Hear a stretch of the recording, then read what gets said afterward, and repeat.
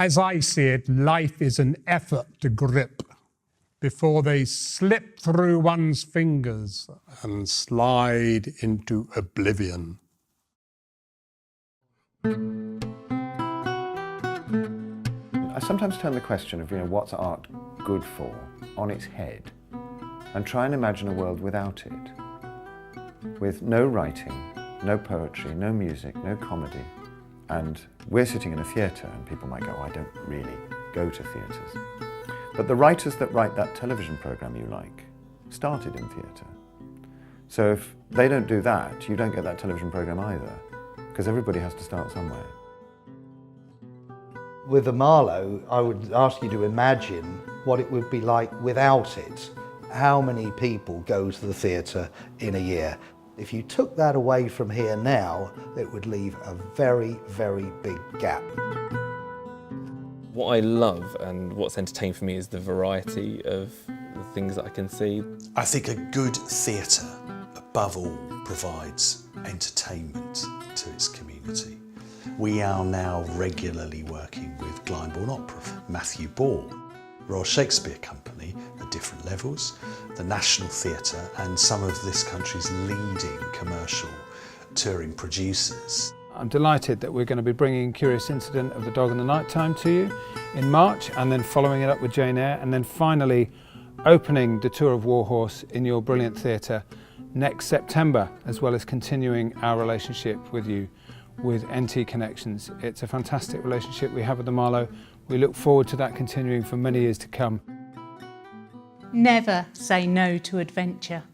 Always say yes. Otherwise you'll lead a very dull life.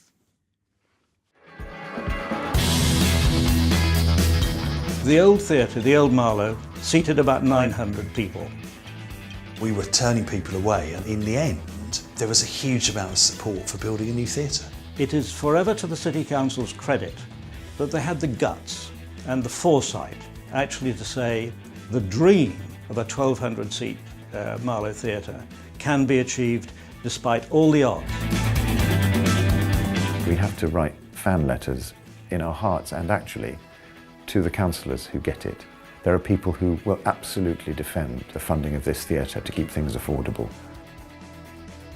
When the theatre reopened, after 3 years of dwindling income, it was such a relief. I actually splashed out, bought myself a new pair of jeans to make myself feel a little bit better.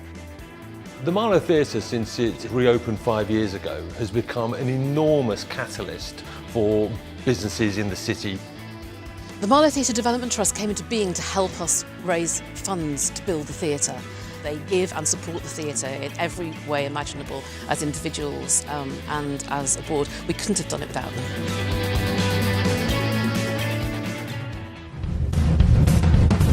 The Marlowe's kind of had open doors for us really, and made a space for us to come and grow and develop. It was that magic moment where you really enjoy what you're doing and the audience is clearly really enjoying it as well. For theatres like the Marlowe to trust our vision and kind of back us in and support us in the making of the piece is really important, just so the piece can live and it can exist. Paper Birds was founded in 2003, and initially we started as an all-female theatre collective that made physical and visual devised work. To have that support from a venue who recognises that what you're creating suits their audiences as well, that's really important, especially as a theatre company that we rely on commissions like that, otherwise we can't make work. The Marlowe obviously are completely different from us.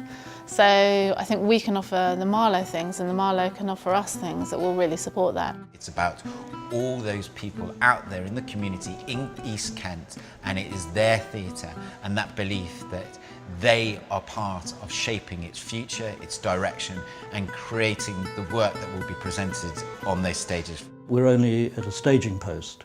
There's a lot to do and a lot more to achieve.